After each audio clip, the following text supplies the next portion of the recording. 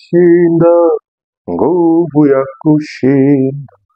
Shinda, shinda, shinda kila saa.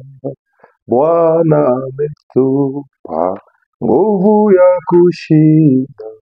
Tumtii Yesu nasi tutashinda. Haleluya, Bwana wabariki sana. Hey, amani ya Bwana iwe pamoja nanyi. Tunaendelea na somo letu hili, sababu za watu kubaki katika vifungo na huku wao wakijidai kuwa Wakristo. Sababu ni zipi? Kwa hiyo tumeanza somo hili tangu hapo jana, ambapo tumeanza vifungo vya kiroho na jinsi gani ya kuvishinda, na nimeonyesha hapo mwanzoni ya kwamba kitu kikubwa kinachompa shetani haki ya kufunga wanadamu si kingine isipokuwa ni dhambi.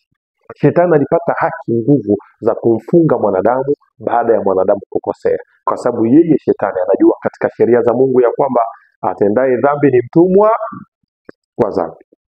Kwa hiyo yeye kama shetani akijua hilo, mwanadamu alipokosea, alipofanya dhambi, akaona amepata mwanya wa kumfunga huyo mwanadamu, na ni hapo kifungo cha mwanadamu kilianzia. Lakini pia nikaonyesha ya kwamba Yesu alikuja kufa kwa ajili yetu. Yesu alikuja kufa ili kutukomboa katika huo utumwa, sababu tulikuwa watumwa wa dhambi, tulikuwa watumwa wa shetani. Akaja Yesu Kristo kuja kutukomboa, na nimesoma Biblia vesi kadha wa kadha hapo. Nimesoma katika kitabu cha Luka 8:4-18. Subiri nipasome tena haraka haraka kwa wale ambao hawakufuatilia episode 1. Katika kitabu cha Luka sura yake ya 4 mstari wake wa 18, maandiko matakatifu yanasema, huyu ni Yesu alipoalikwa kuhubiri katika sinagogi, akasimama akapanda juu akapewa gombo. Alipopewa gombo akafungua katika kitabu cha Isaya, na eti ile siku ndio siku ambayo andiko hili lilitimia. Yesu akasoma kitabu cha Isaya, akasoma mahali panaandikwa, Roho wa Bwana yu juu wangu, kwa maana amenitia mafuta kuwahubiri maskini habari njema. Amenituma kuwatangazia wafungwa kufunguliwa kwao, na vipofu kupata kuona tena, kuwaacha huru waliosetwa. Leo andiko hili lilitimia siku hiyo ambayo Yesu alilisoma katika hiyo sinagogi. Kwa hiyo Yesu amekuja ili kutuweka huru sisi wafungwa ambao tulikuwa tumefungwa katika dhambi. Lakini sasa swali lililopo ni kwamba ijalishi kwamba Yesu amekuja kutuweka huru, ijalishi kwamba Yesu ameshalipa deni, ijalishi kwamba Yesu amelipa yote yaliyohitajika ili sisi tuwe huru, bado kuna watu wako vifungoni. Ndipo sasa tukaanza, nini ambacho kinafanya watu wabaki kifungoni na wakati Yesu ameshalipa deni, wakati Yesu ameshalipa yote yanayohitajika ili sisi tuwe huru? Ni kitu gani haswa kinaendelea kuweka watu kifungoni hadi sasa? Kuna wengine ambao wako vifungoni hadi sasa, ni nini haswa? What is it? Kwa hiyo katika episode 1 tukaanza sababu ya kwanza inayofanya watu wabaki vifungoni. I don't care ni kifungo gani, kiwe kifungo cha kichawi, kifungo cha ukoo, kifungo cha damu ya ukoo, kifungo cha majini, kifungo cha mapepo ya makaburini. Yani sijali, kuna mengine mapepo yanavamia tu mtu barabarani yanamshika. Yani sijali ni kifungo cha aina gani, Yesu alikufa kwa ajili yako. Tukaanza kuona sasa hizo sababu zinazofanya watu wabaki katika vifungo na wao ni Wakristo. Sababu ya kwanza tukaja kukuta ya kwamba ni ignorance, ni kutokujali, kutokujua. Amen. Sababu mapepo yanatumia kule kutokujua kwako ili kuweza kukushika. Unajua katika ulimwengu wa kisheria, kutokujua sio sababu ya wewe kutokupata adhabu. Hata ukienda kwenye koti kuu useme ya kwamba mimi nilikuwa sijui, usifikiri ya kwamba hiyo itaweza kukonvince hakimu. Hapana, hakimu atabaki na msimamo ule ule. So kutokujua ni ujinga wako tu. So kama hujui utapata shida wewe mwenyewe. Kwa hiyo kutokujua ndio kunaua watu wengi. Biblia imeongea hivi katika kitabu cha Hosea 4:16. Hosea 4:16 nasema ya kwamba watu wangu wanaangamia kwa kukosa maarifa. Hawa wanaoangamia kwa kukosa maarifa ni watu wa Mungu. Wanaangamia kwa kukosa nini? Kwa kukosa maarifa. Ina maana kukosa maarifa ni shida na ni taabu. Kwa nini kukosa maarifa ni shida na ni taabu? Ni kwa sababu unapojua kweli, ndiposa hiyo kweli inakuweka huru. Tuliyasoma katika kitabu cha Luka, tulisoma katika kitabu cha Yohana 8:32, ambapo Yesu anasema ya kwamba mtajua kweli, nayo kweli itawaweka huru. Na tukaonyesha hiyo kweli ni kweli gani? Ni kweli ya kufahamu ya kwamba ulikuwa mtenda dhambi, ulikuwa mbaya, ulikuwa unastahili kufa, ulikuwa unastahili kufungwa, lakini mwanamume wa Galilaya alikuja na akalipa lile deni. Akalipa lile deni. Ina maana wewe si mtu wa kufungwa tena. Kwa nini? Kwa sababu kuna mtu aliyelipa deni. Yesu alikufa kwa ajili yako. Kwa hiyo unaposhikiliwa na mapepo, mapepo yanakushikilia sasa kinyume cha sheria, sababu kulingana na sheria wewe unapaswa kuwa huru tayari. Kuna mtu ameshalipa deni. Nikatoa mfano wa mtu ambaye yuko gerezani, amefungwa kwa sababu amedhulumu $100 za mtu. So umefungwa kwa sababu umedhulumu $100, umepewa faini ya kulipa $500, na umepewa ingine faini ya kukaa jela miaka 50. So anakuja mtu anakujulisha kabisa na kuambia, bro, nimelipa ile $500 waliokupiga faini, nimelipa $100 walio faini ulioiba, na nimefanya hiyo miaka 5 waliokuhukumu pale kwenye mahakama. Kwa hiyo huna haki tena ya kukaa. Kuna mtu ameshalipa kila kitu. Kwa nini tena ukae gerezani? Huna haki tena ya kukaa gerezani. Hupasi tena kuwa gerezani kwa sababu tayari umeshalipiwa. So nini ambacho kinaendelea kuweka watu gerezani? Ni watu kutokujua kweli ya kwamba kuna mtu huku amekufa kwa ajili yako. Kuna mtu huku amelipa lile deni, na watu kutokuamini hiyo kweli. Sababu kutokuamini neno, kutokuamini kweli. Sababu kweli ni nani? Ukisoma katika hii kweli sio vesi za Biblia tu. Pay attention. Hatuongei tu kuhusu eti kujua vesi za Biblia kichwani. Hapana. Tunapoongea kweli tunamaanisha Yesu Kristo mwenyewe. Kulingana na Yohana 14:6. Yesu anajiita kuwa kweli. Subiri nisome hapo hata kama ninarudilia hii kwa sababu ya watu ambao huenda hawakusikiliza episode 1. Nafungua kitabu cha Yohana 14. Yohana 14 mstari wake wa 6, Biblia inasema hivi: Yesu akamwambia, mimi ndimi njia na kweli na uzima. Kwa hiyo kweli ni nani? Kweli ni Yesu Kristo. Kweli ni Yesu Kristo mwenyewe. So unabaki katika kifungo kwa sababu hujui kweli, sababu hujui Yesu. Hujui kwamba kuna mtu huku ameshakufa kwa ajili yako, ameshalipa deni kwa ajili yako. Kwa hiyo mapepo wale wanaokuweka gerezani hawana haki tena ya kukuweka gerezani, sababu faini imeshalipwa. So wengi sasa unaweza sasa ukabaki gerezani kwa sababu hujui kama wamesha kulipia faini, na unaambiliwa lakini hujali. Ndio nikatoa ule mfano wa ndugu Branham ambaye anasema neema ni neema kwa wale wanaoishika, wanaoikubali neema. Neema ni neema kwa wale wanaokubali neema kuwa neema kwao. So kama hukubali neema kuwa neema kwako, basi hiyo sio neema kwako. Kuna mtu ameshalipa faini. Huyo mtu amelipa faini, ameandika mpaka nyaraka, ameandika mpaka barua kabisa kwamba bro, nimelipa faini. Barua ndo hii, toka gerezani. Wewe hutaki kutoka, unabaki gerezani mwenyewe. Sasa utalaumu nani kaka? Utalaumu aliyelipa faini tena? Nafikiri wakulaumiwa sasa ni wewe ambaye unabaki gerezani. Kwa hiyo unapopita katika matatizo yako usilaumu Mungu. That is your problem my bro. Hiyo ni shida yako. Sababu Mungu ameshamaliza upande wake. Mungu ameshalipa faini, Mungu ameshakukufia, Mungu ameshapigwa mafimbo kwa ajili yako, akapigwa mkuki kwa ajili yako, akavaa taji la mimba kwa ajili yako, akafanya lote iliwezekanalo ili wewe usiwe katika utumwa wa dhambi tena. Siku ile pale Kalvari Yesu alivunja uti wa mgongo wa shetani. Siku ile pale Kalvari Yesu aliharibu na kumaliza kabisa tatizo la dhambi. Siku ile pale Kalvari dhambi zetu zilisamehewa. Siku ile pale Kalvari Yesu alijitwika mizigo yetu yote ya dhambi zetu. Yesu siku ile Kalvari alikufa kwa nafasi yangu mimi. Yaani mahali ambapo mimi ningekufa Yesu alikufa kwa ajili yangu. Mahali ambapo mimi ningepata shida Yesu alipata ile shida kwa ajili yangu. Kwa hiyo I know and I believe kuna mtu ambaye amekufa kwa ajili yangu mimi niwe huru. So kama kuna mtu alikufa ili mimi niwe huru, vipi tena mimi nibaki kifungoni? Nafikiri hata wewe mwenyewe ungefanya maandamano. Ungefanya maandamano bwana. Sasa kama kuna mtu alikufa kwa ajili yangu, vipi tena mnanishikilia? Ungeenda kwa askari polisi. Unaambia sasa nyinyi vipi? Ikweli akili zipo kichwani? Kuna mtu amekufa kwa ajili yako. Kuna mtu amelipa deni. Kuna mtu ameuawa ili mimi niwe huru. Yaani yote ambayo sheria ilisema kwamba mimi nitayapitia, adhabu niliyostahili mimi kuipata, yeye amepata hiyo adhabu.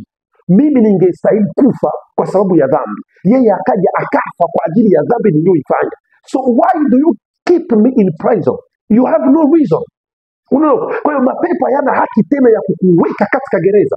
Now ni kwako wewe sasa kujua hiyo kweli ya kwamba kuna mtu alikufa kwa ajili yako. Mapepo hayana haki ya kukuweka tena katika gereza. And then stand up for yourself.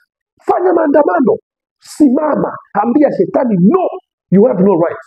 Huna haki tena ya kuniweka gereza. Huna haki tena ya kunifanya niwe msema uongo.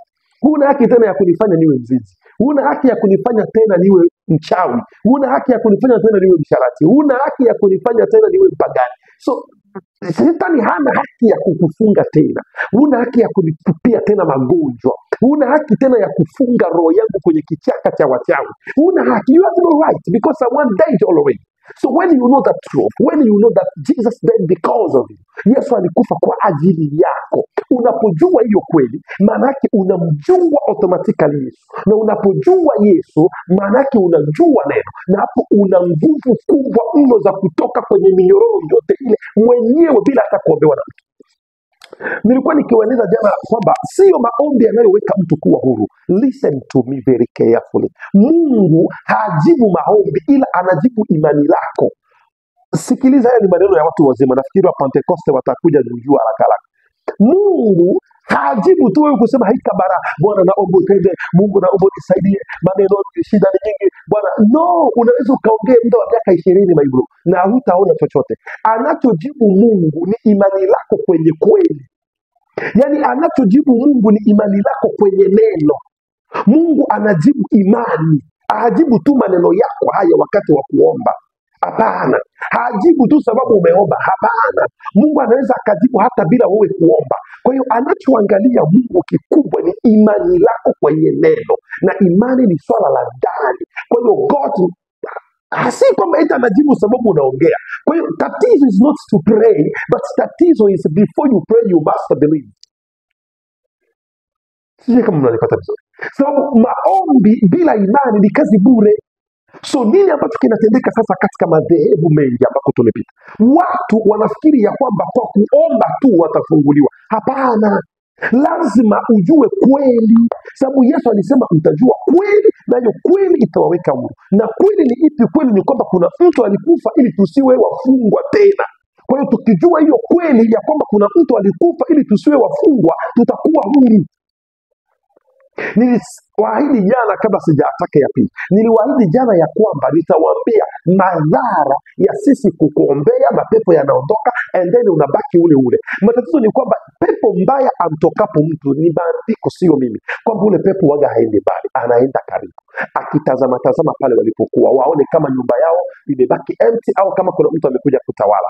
Wakitazama wanaona nyumba walikotoka kuko empty, yule pepo anaenda kuita pepo wengine 7 wabaya kuliko yeye.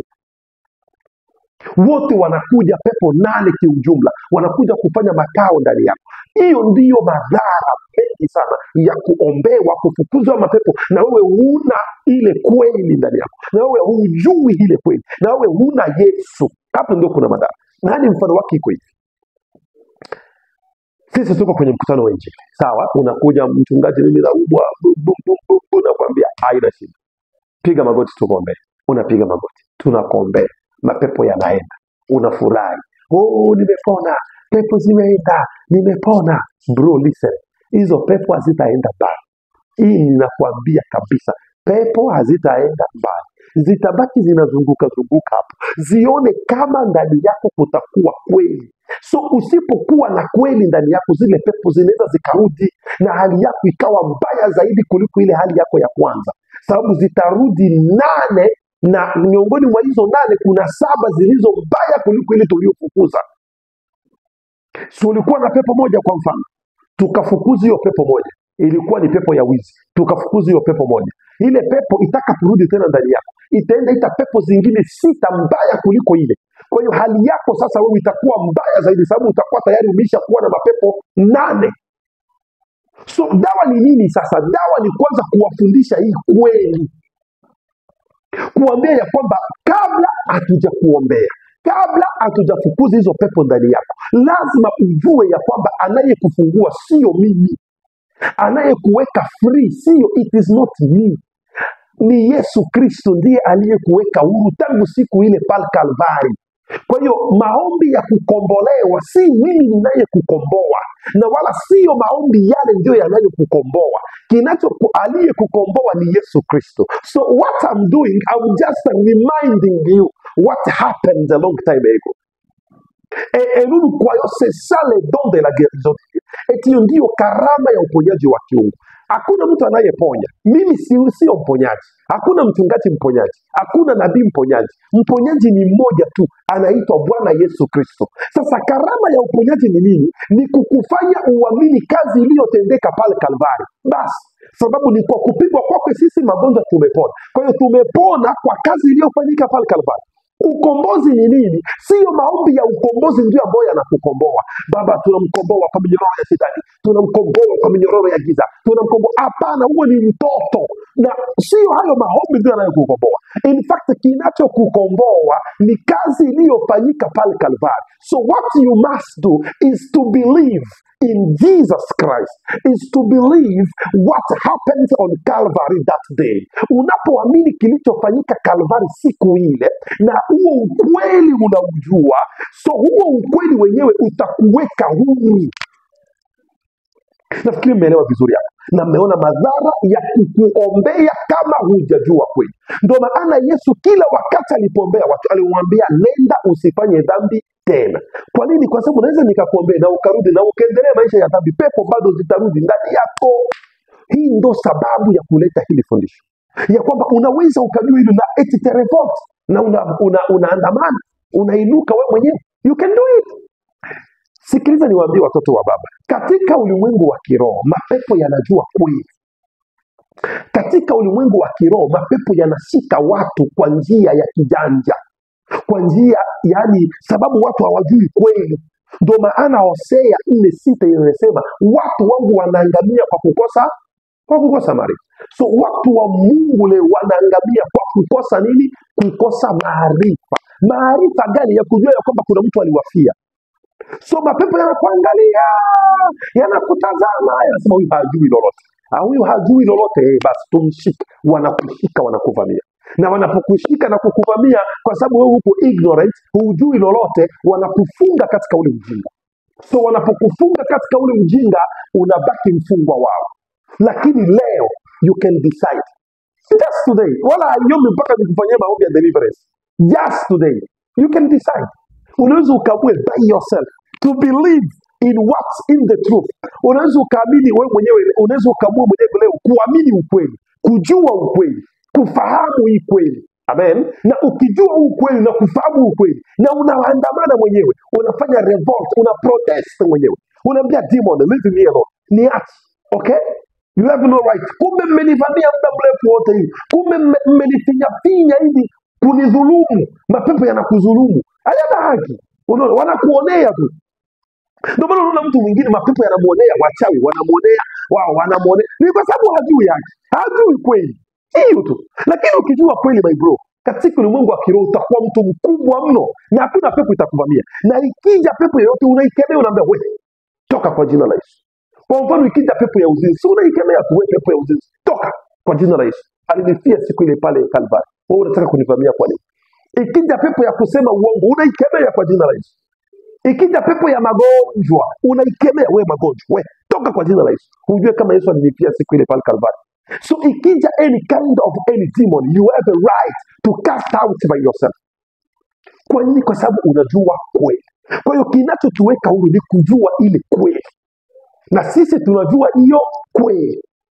Hiyo mnafikiri hivi. Ndio maana Biblia inasema kwamba tunajua kweli na tumo ndani yake aliye kweli. Yaani hapa tatizo kubwa kwanza la watu wengi kubaki jifungoni ni kutokujua kweli. Kuna mali nimetaka nisome hapa. Sijui kama muda utaniruhusu.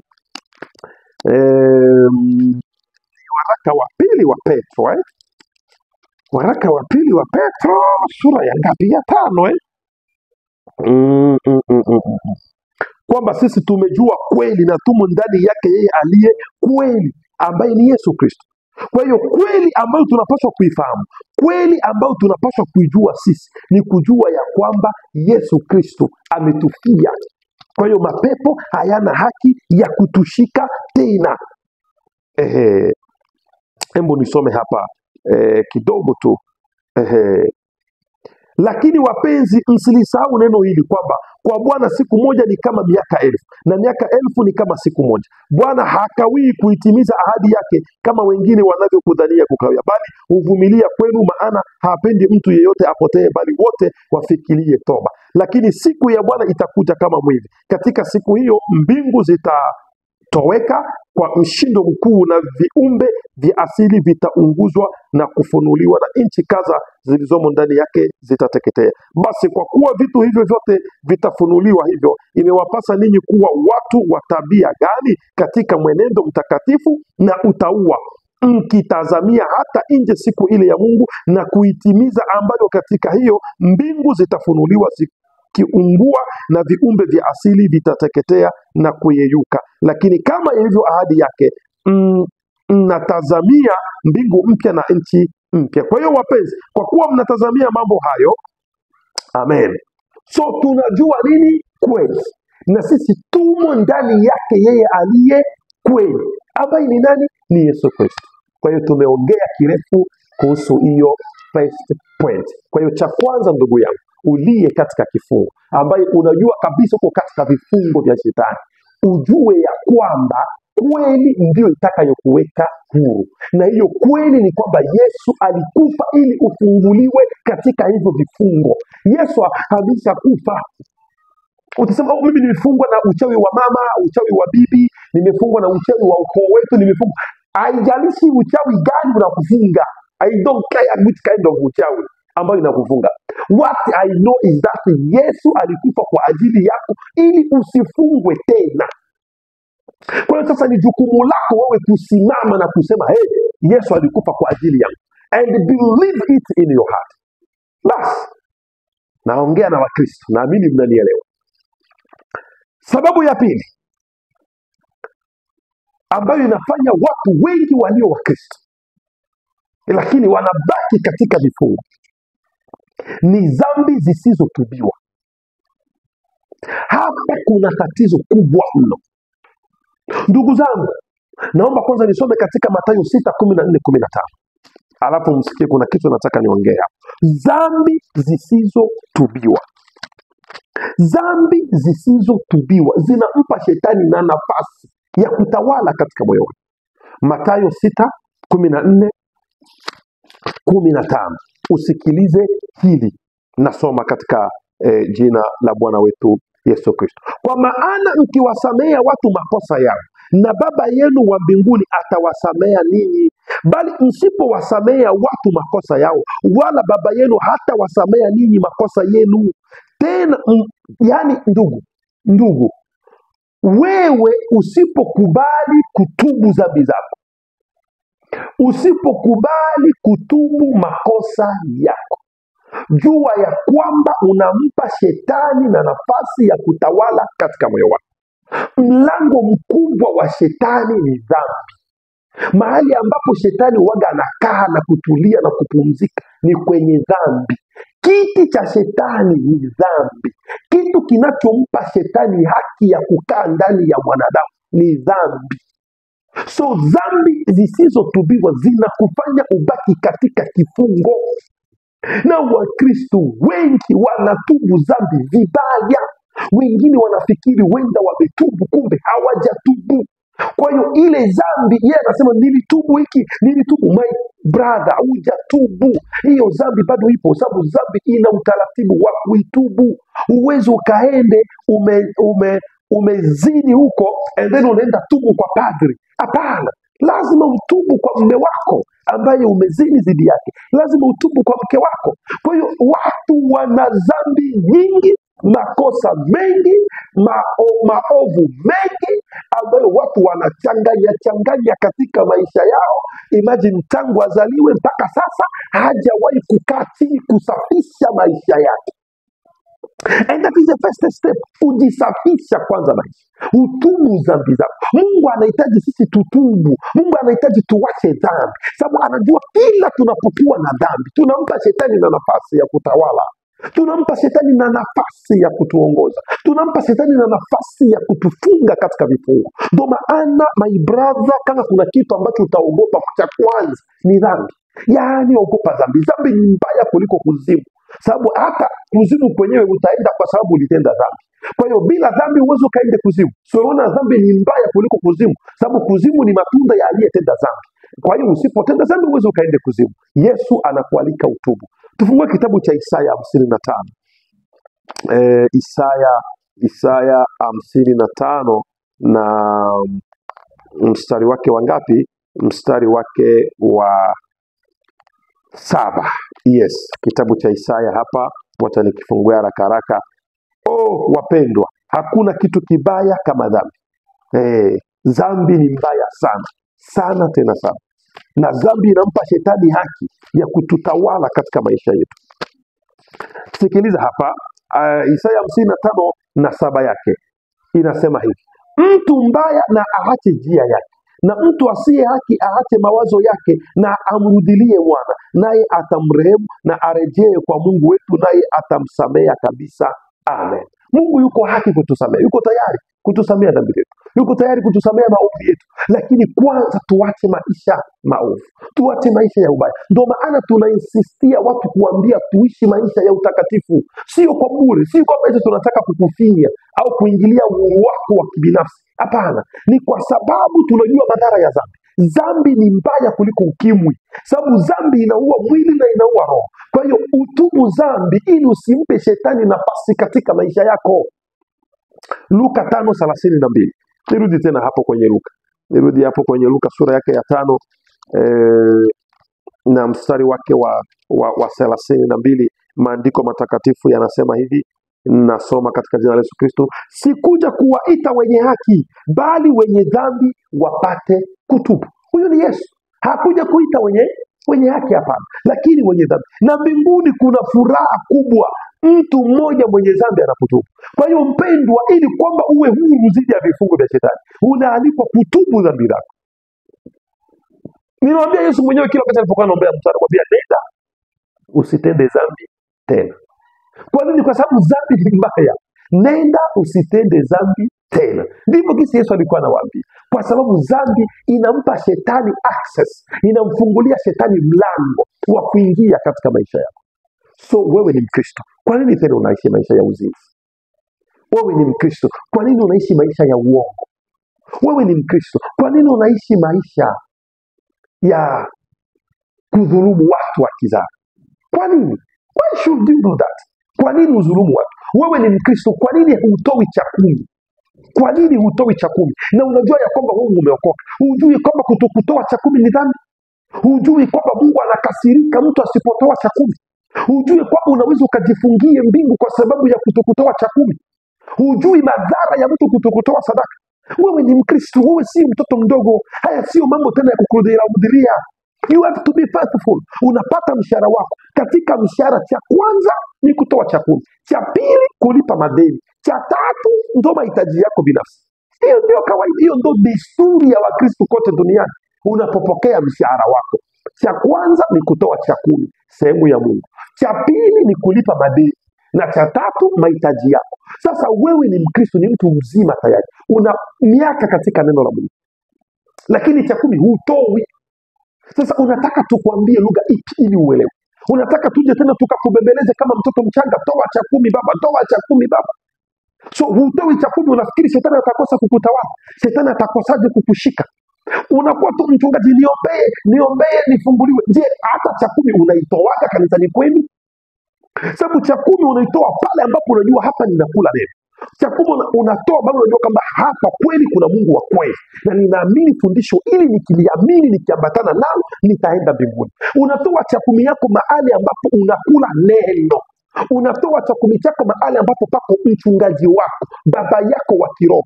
Unatoa cha 10 yako mahali ambapo unajua hapa, ili ndilo fundisho langu, huyu ndiye mchungaji wangu, hili ndilo kanisa langu. Unatoa cha 10 chako, sadaka yako, na kusapoti kanisa. Wewe hayo yote hufanyi. Sasa shetani atakosaje kukushika? My brother, hata na wewe. Kwa hiyo watu wanafanya mambo mengi, wanajikuta shetani amepata opportunity ya kuwashika, kumbe ni kulingana na dhambi na makosa ambayo wameyatenda. Ndugu zangu, ukitaka kutokuwa katika vifungo, kitu kikubwa, tubu dhambi zako. Tubu dhambi zako. Ukitaka kuachana na vifungo, ukitaka kukombolewa na vifungo, jifunze kutubu dhambi. Uwe haraka kuomba mtu msamaha ukimkosea. Mkristo ni mtu mngwana, Mkristo ni mtu ambaye anajiheshimu. Huwezi ukaingia katika kila jambo ovyo ovyo. Mkristo ni mwanatai. Mwanatai unaona tatizo kwa mbali, unalikwepa. Unajua nikiambatana na hawa watu kule mbeleni nitakuja kupata shida, wacha nikwepe. Unakwepa mapema. Unaona kama nikiendelea na njia hii baadaye nitapata shida, unakwepa. Huo ndio kuwa Mkristo, si kujipiga kifuani shetani aje atanikuta hapa. Bro, wewe aushinde Samsoni. Kwepa, kimbia. Amen. Kwa hiyo jambo la pili ni hilo, dhambi zisizotubiwa. Jambo la tatu ambalo linafanya watu wengi wawe katika vifungo vya kishetani ni maumivu ya ndani na kukosa uaminifu. Maumivu ya ndani na kukosa kusamea. Watu wana maumivu mengi sana. Kuhusu hili swala la maumivu, ndugu zangu, tuulizeni sisi. Kuna watu wana maumivu ya miaka 5 katika roho zao. Jambo walilomtendea kuna miaka 5 iliyopita analichunga rohoni mpaka leo. Haswa wanawake. Haswa wanawake. Kuna watu wana maumivu ambao ni wanawake, maumivu ya miaka 20. Anaiweka rohoni, anaweka rankine katika moyo wake. Ndugu yangu, unapoweka hayo maumivu ya rohoni, unapoweka hizo rankine katika moyo wako, Mungu hana nafasi. Roho Mtakatifu hana nafasi, anaondoka. Kwa hiyo shetani anapata uwezo wa kuja kukuweka katika kifungo. Hivi ndivyo vitu ambavyo vinaweka watu katika vifungo. Unajua, kuna dada mmoja nilikuwa nazungumza naye, ana kitu rohoni ambacho ni kitu kizito sana.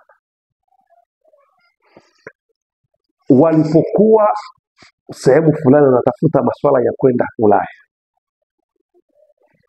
mjomba wake, ili atoe maelezo mazuri kwenye shirika la wakimbizi, akambaka. Alipombaka katika zile purukusheni za yeye kubakwa, akaumia mguu. Kwa hiyo akabaki kama mlemavu.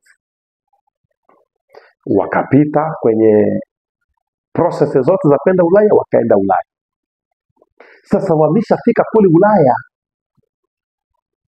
siku moja mjomba wake akamtukana ule ulemavu,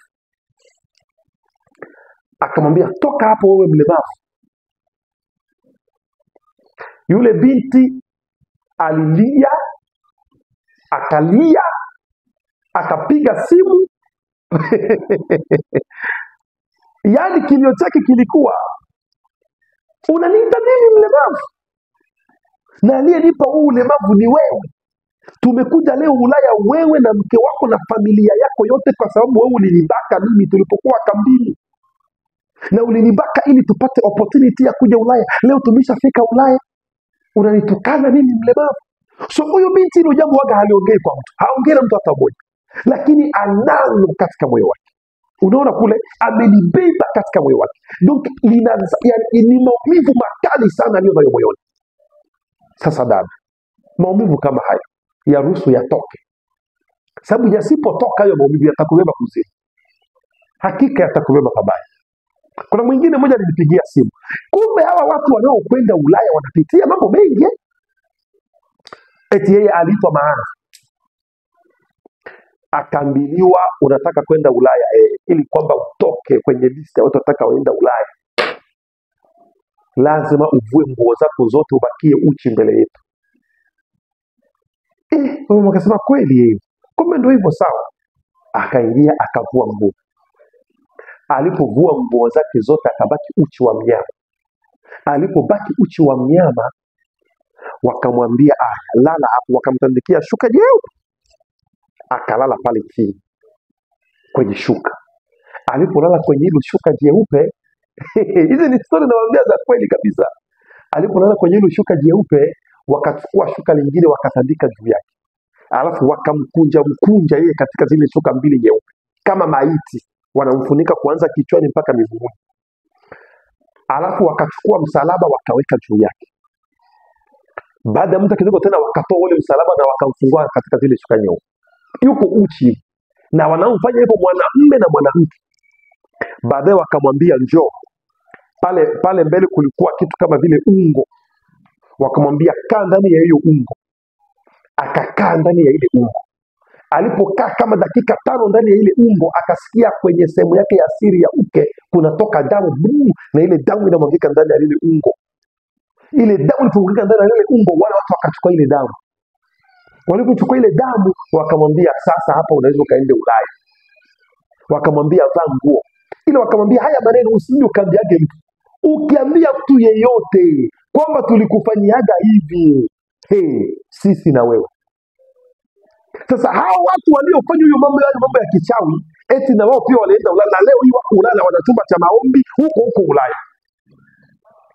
So huyu mama naye anabeba hayo maumivu rohoni mpaka sasa.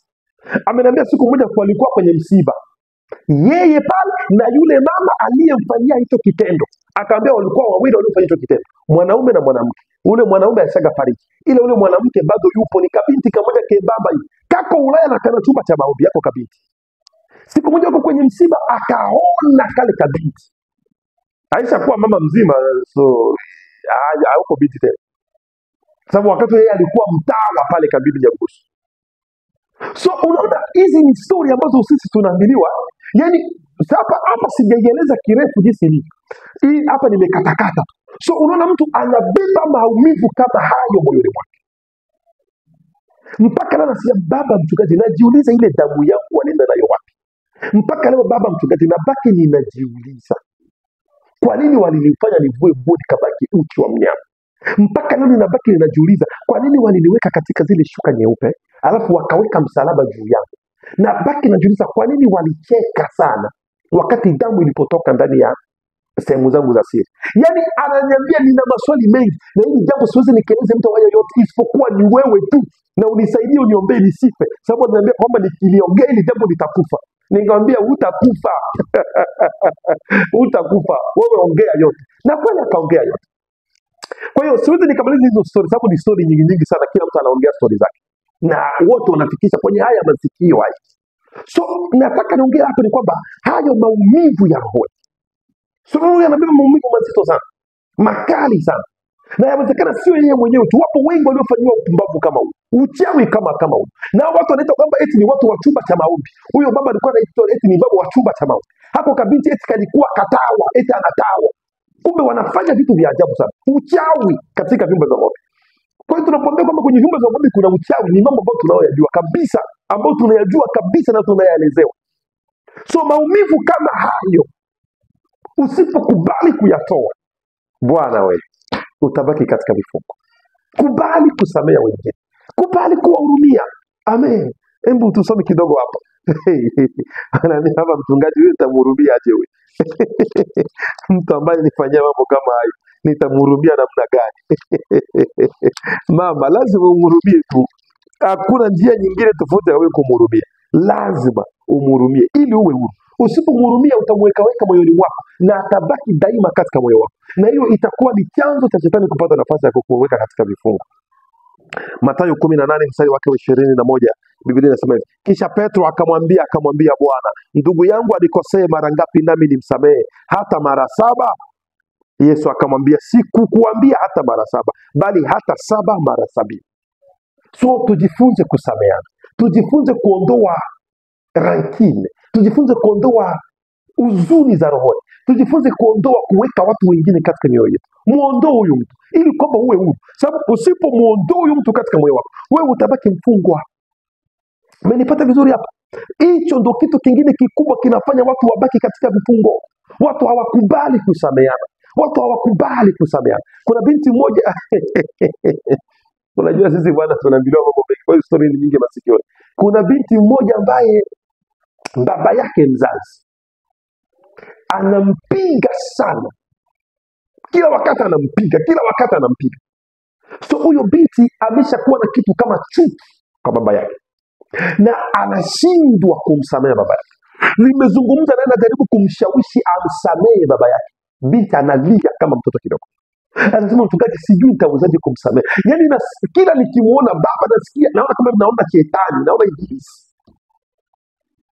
So unapobeba uzito kama huo, huzuni kama huo katika moyo wako, huzuni mzito katika moyo wako, ni vigumu sana kutoka katika vifungo. Libere-toi, jifanye kuwa huru, samehe waliokukosea, kubali kuwasamehe. Kumbuka ya kwamba usipowasamehe na wewe hutosamehewa. Kwa hiyo kaa chini, shetani asikufinye hapo kwa kukosa kusamehe mtu aliyekukosea. No, just accept to forgive him. Kubali kumsamehe, kubali kusema haya basi yaishi, na kubali kukusamehe. Sababu usipomsamehe utaweka mzigo ndani yako, na shetani ataendelea kupata na nafasi. Iko hivi katika maandiko, wewe usiposamehe aliyokukosea, na wewe dhambi zako hazitasamehewa, na kama dhambi zako wewe hazitasamehewa, maana yake shetani ataendelea kupata nafasi ndani yako, sababu mlango wa shetani ni dhambi. Kwa hiyo usiposamea wengine, wewe unabaki mfungo wa shetani. Ndugu yangu wapendwa, najua watu wamepitia mengi, najua watu wamekutesa sana, naamini umepitia mambo mazito mengi sana moyo yako katika moyo wako, ambayo kuna sura za watu wengine ukiziwaza katika akili zako unataka kupata kichaa. Unajiuliza, Mungu alifanyaje mpaka nikutane na huyu? Bora nisingekutana na huyu katika maisha yangu yote. I know that. Lakini please, I beg you, na kusihi, samehe aliyekukosea, muhurumie. Aliua mtoto wako. Kuna mmoja aliniambia ya kwamba kuna mtu aliua binti wangu wa kwanza, alafu anakuja kuniomba msamaha, nataka nimpige mapanga. No, please, msamehe. Anyway, utafanyaje? Mtoto ameshakufa, ameshaenda.